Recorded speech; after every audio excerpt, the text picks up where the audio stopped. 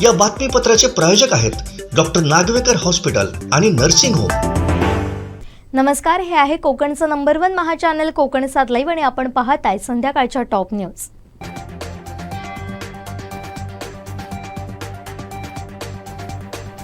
भाजपच्या कुडाळ तालुकाध्यक्षपदी संजय वेंगुर्लेकर यांची निवड करण्यात आली आहे। भाजपचे जिल्हाध्यक्ष राजन तेली यांनी ही निवड जाहीर केली आहे। त्या संदर्भाचं पत्र नूतन तालुकाध्यक्ष संजय वेंगुर्लेकर यांना देण्यात आलं आहे। सावंतवाडी चिताराळी येथील सर्वात पहिले आणि सुप्रसिद्ध लाकडी खेळण्यांचे व्यापारी सुभाष चितारी यांचं अल्पशा आजारानं निधन झालंय। पहाटे 4 वाजता राहत्या घरी अल्पशा आजारानं निधन झालं। सावंतवाडी राजघराण्याशी त्यांचे निकटचे संबंध होते। लाकडी खेळण्याची कला सावंतवाडीत जपण्यात आणि रुजवण्यात त्यांचा मोठा वाटा होता।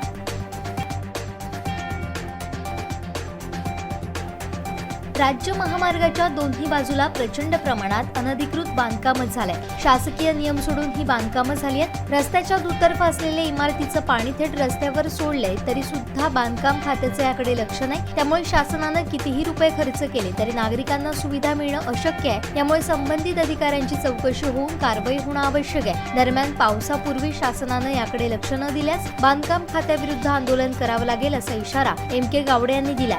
यावेळी राष्ट्रवादीच्या महिला नेत्या प्रज्ञा परब, तालुकाध्यक्ष योगेश कुबल, शहराध्यक्ष सत्यवान साटेलकर उपस्थित होते।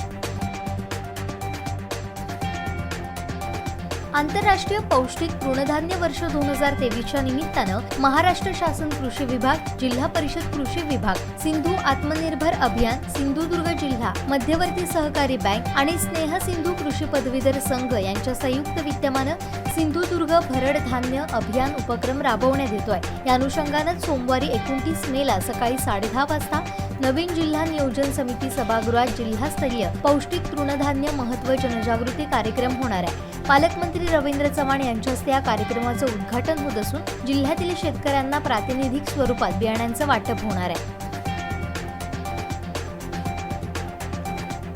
कर्नाटकात सिद्धरामय्या यांच्या सरकारच्या पहिल्या मंत्रिमंडळाचा विस्तार करण्यात आला। सिद्धरामय्या यांनी मुख्यमंत्री पदाची शपथ घेतल्यानंतर कर्नाटकात आता नवे मंत्री तयार करण्यात आले। अनेक मंत्र्यांनी शपथ घेत कर्नाटकात आज शपथविधीचा सोहळा पार पडला। काँग्रेसचे नेते HK पाटील, कृष्णा बायरे गौडा यांनी मंत्रिपदाची तसेच गोपनीयतेची शपथ घेतली।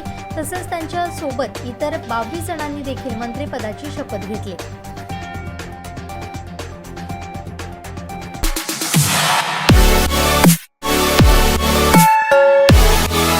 आणखीन काही महत्त्वाच्या बातम्यांसह भेटूया यानंतरच्या बातमीपत्रात। पाहत रहा कोकण 7 लाईव्ह, नव्या कोकणचा ग्लोबल ब्रँड। या बातमीपत्राचे प्रायोजक होते डॉक्टर नागवेकर हॉस्पिटल आणि नर्सिंग होम। आमचे दिवसभरातले सर्व अपडेट्स, ताज्या घडामोडी आणि थेट लाईव्ह पाहण्यासाठी सबस्क्राइब करा, लाईक करा कोकणचं नंबर 1 महा चॅनल कोकण 7 लाईव्हचं YouTube चॅनल।